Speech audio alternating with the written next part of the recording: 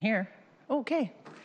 Good afternoon. This is a meeting of the Civic Development, Public Asset, and Native Communities Committee. It is Tuesday, November 27th. It's 2 p.m. I'm Councilmember Juarez, and I'm the chair of the committee, and I'm joined by Councilmember Gonzalez. Thank you for being here. Of course. So just did the call to order. I'll move to the chair's report. Today we have a capital projects update from the Department of Parks and Recreation. The two items we will be discussing are Portage Bay Park and the Arboretum Loop Trail. I had an opportunity to look at the slide, or the PowerPoint. It looks really good, you guys. The pictures look great. So let's move into public comment. And Nagin, I understand we have nobody for public comment today. Correct. Okay. Since we have no one signed up for public comment, we will move right into our presentation, right into our items of business. So I'll let Nagin read this item into the record, and then we'll have you guys introduce yourselves, and then you will take us through your PowerPoint. Great. Do you want to do it from there, Nagin? Okay. Seattle Parks and Recreation Capital Projects Update. Great. Go ahead, introduce yourself, and we'll I'm start. Christopher Williams, Seattle Parks. David Graves, Strategic Advisor, Seattle Parks and Recreation. Hey, David. Great. So maybe I'll just lead in here with a few opening remarks. And I'll start out with a lot of our park development projects have a long arc of development. These particular projects we began talking about in the 2008-2009 timeframe. And we just completed the walking trail in the Arboretum. And I think that really goes to how long it takes to create a legacy that will last for the next 100 years. Well, that was what, 6 years? I Pardon was me? looking at your chronology, 6 years to do this one? Yeah, but I think the conversations with WashDOT begin a lot earlier than that. Okay. So we're pleased to provide another capital project update to the committee. One thing I wanted to note about the two projects presented here today is they support, or rather, we receive support from the state of Washington. While the project to expand State Route 520 continues to impact the north end of Washington Park Arboretum, the project has also provided mitigation funds that have enabled Seattle Park and Recreation to undertake several projects that will benefit the Seattle citizens over the years to come. The Arboretum Master Plan long envisioned a multi-use pathway through the Arboretum and a loop within the Arboretum without disturbing the more natural landscapes within the park. The other project featured today is the Fritz Hedges Waterway Park. This is a unique opportunity to develop a new park on the shore of nearby Portage Bay. Public access to the water is a cherished and increasingly rare opportunity, and it isn't very often that we have the opportunity to acquire a new waterfront park. WashDOT contributed $7.8 million to the construction of the multi-use Arboretum Loop Trail and $9 million toward the development of the Fritz Hedges Park. WashDOT also provided $13.6 million to the city to help purchase the property from the University of Washington to develop the park. So I'm going to turn to the very capable David Graves, who's going to start out with a presentation and walk through this. Thank you all. Hi, David. How are you? Good. So Arboretum Loop Trail, obviously in the Arboretum, the multi-use trail that we just completed is on the west side of the Arboretum, east side of Lake Washington Boulevard. It was one of those projects that was in the master plan, the Arboretum master plan that was adopted late 80s. So it's been, the thinking's been out there a long time. It was a thought that you would be able to get families, kind of the slow-moving cyclists off of Lake Washington Boulevard and through the Arboretum without kind of disturbing the more contemplative spaces. And then also create a loop with the closure of Arboretum Drive, which is the roadway that went through the Arboretum. We were able to just do a loop for bicycles, little kids, a more kind of paved loop, multi-use loop through the Arboretum, but keeping folks off of the gravel trails. So again, as Christopher said, it was constructed with funds from WashDOT as part of the mitigation for the 520 project. We opened it in November 2017. If you haven't been out there, it's really great. It takes you to some spots through the Arboretum that I think folks haven't visited. They were kind of out of the way spots there wasn't trails to, and it's just a nice kind of walk, ride, what have you, through the Arboretum, going south-north, it's all downhill. Going the other way, it's all uphill. So. Are there bike lanes all through there? Yeah, it's a shared resource. So it's bikes and peds on the same facility, but there's a yellow line down the middle to keep, if you're going, stay to the right. That's kind of the. So if you did the whole loop, how long is it? It's How about many 3 miles. Okay, I could do that. Just want to make sure. If there's anything over that, And so you can see it here. It's the blue dots. The multi-use trail starts up at the south end. So south is to my left, along Lake Washington Boulevard, just adjacent to it, down to Foster Island Road, and then back up Arboretum Drive. And it connects. The connection is right there, just to the north of the Stone Cottage. And I just, by way of background, the impetus for this trail was the impacts 520 expanded. So the waterfront trail that gets you from Foster Island across Marsh Island to East Montlake Park was originally constructed with Land and Water Conservation Fund, which Congress can't quite seem to reauthorize. But anyway, so it was originally constructed with that. And so as the highway expanded, it really impacted the user experience of that trail. So that was where the mitigation dollars came from. And the way Land and Water Conservation Fund is written, you have to provide replacement property, and you can't just pay dollars for it. So, I'm confusing the mitigation projects. This is WSDOT dollars for impacts to recreation. The next project is impacts to Land and Water Conservation Fund. Sorry. So anyway, so this is the loop trail, and the plan that's there. Where the gray area where it says the WSDOT SR 520, is that where the bridges to nowhere are? Yes, exactly. Okay. That's where the arch proposal will be. That's what everyone affectionately calls the WSDOT Peninsula. And so it's all owned by WSDOT. They're using it for construction staging for the next 10-ish years. But the thinking is when construction is completed, that will come to Parks ownership. Right, that's for when they do the lid. Yep. Okay. That's also the site of the old Mohi. No, that's Isn't that the site? Oh. no. That is, well, here's some more pictures. I'll show you that next. So this is just kind of snapshots of the loop trail. It's really great.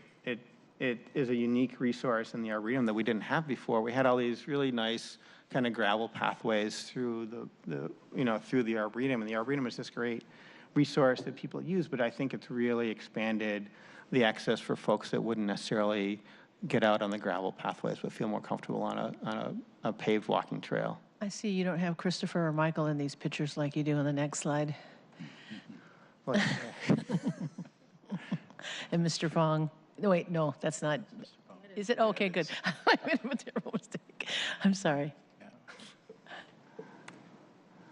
And then, sorry, so here we can see a little bit of background. So Portage Bay Park is here. So sorry, the waterfront trail, this is Foster Island, Marsh Island, and then Mohi was here. So this is the connection of the waterfront trail. And so this was constructed by Land and Water Conservation Fund. And so the impacts to that are what caused us to have to replace the property. And so this was the best piece of waterfront property that we could find in similar proximity and a similar recreation utility for that replacement. UW was we spent probably 18 months looking for replacement property because we needed a willing seller, and UW was kind enough to offer up their old police station site as a replacement property. I think there was some thinking that they needed a better police station anyway. So When did they give up their police station?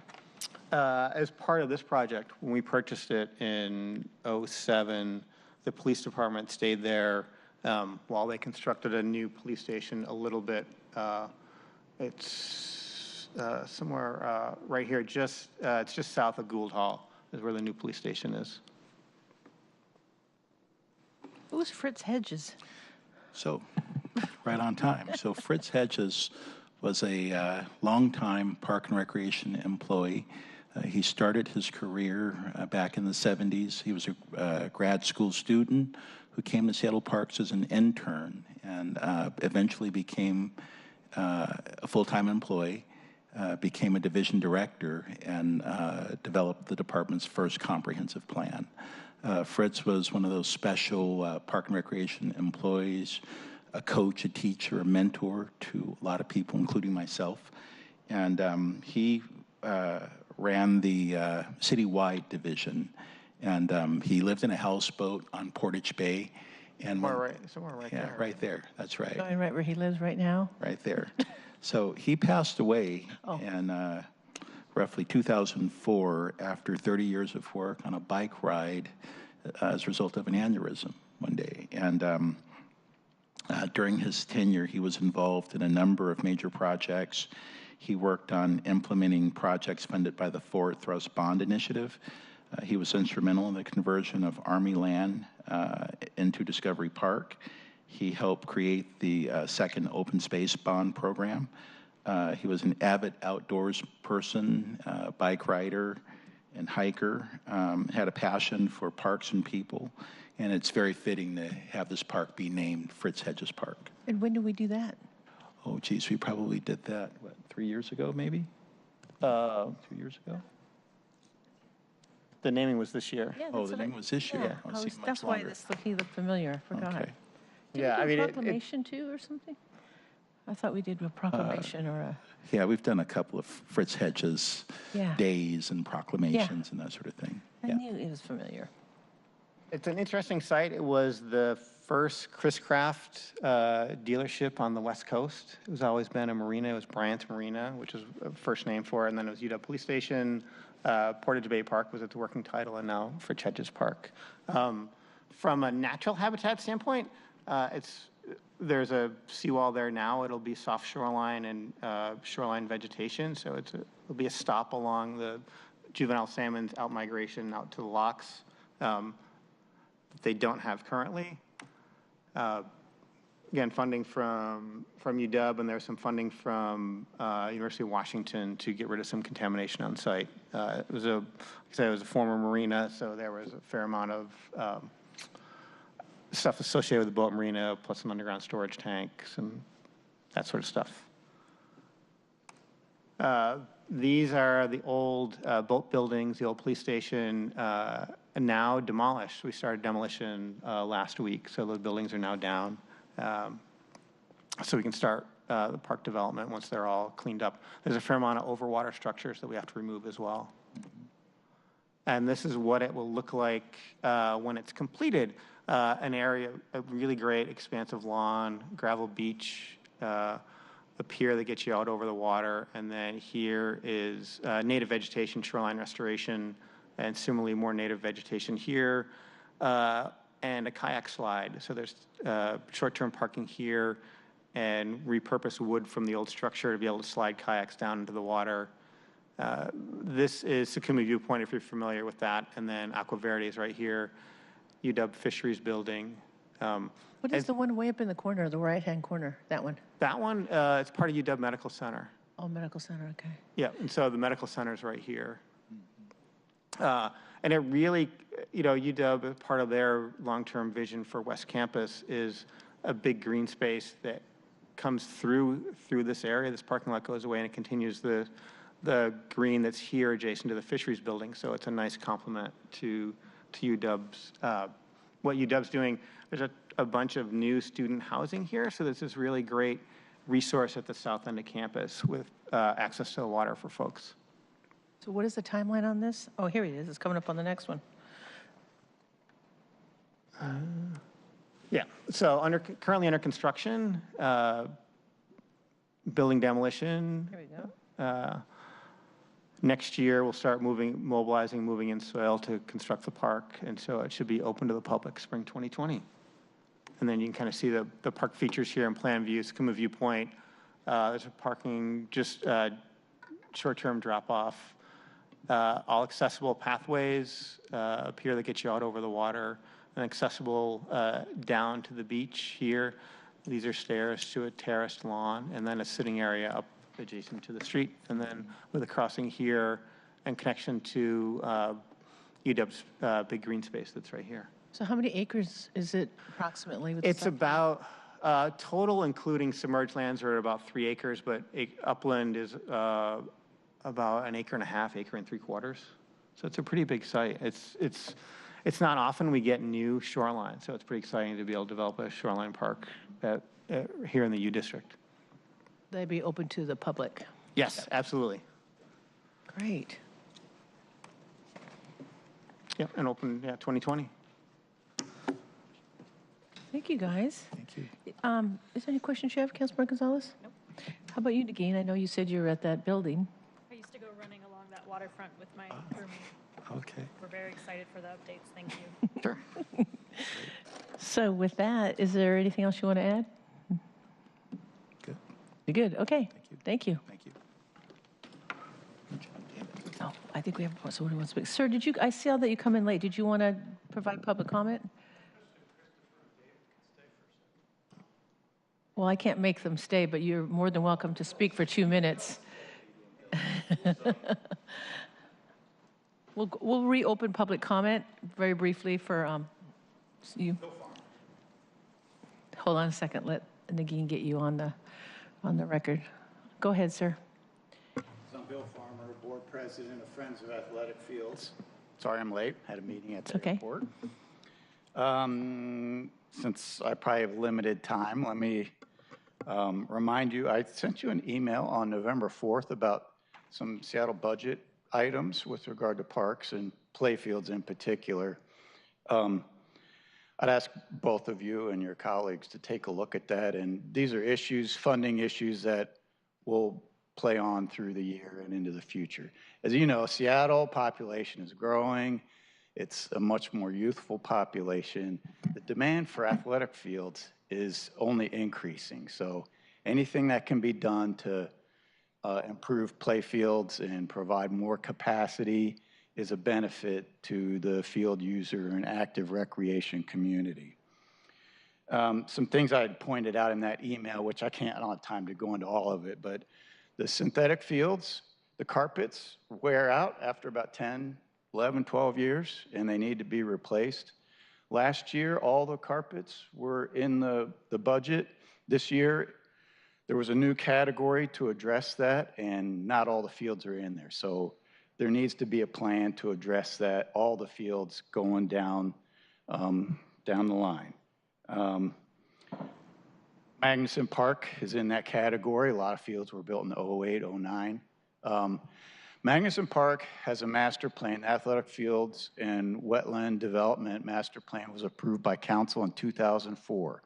There's 4 fields that are left to be built. It's been approved in 2004, and it's a matter of funding.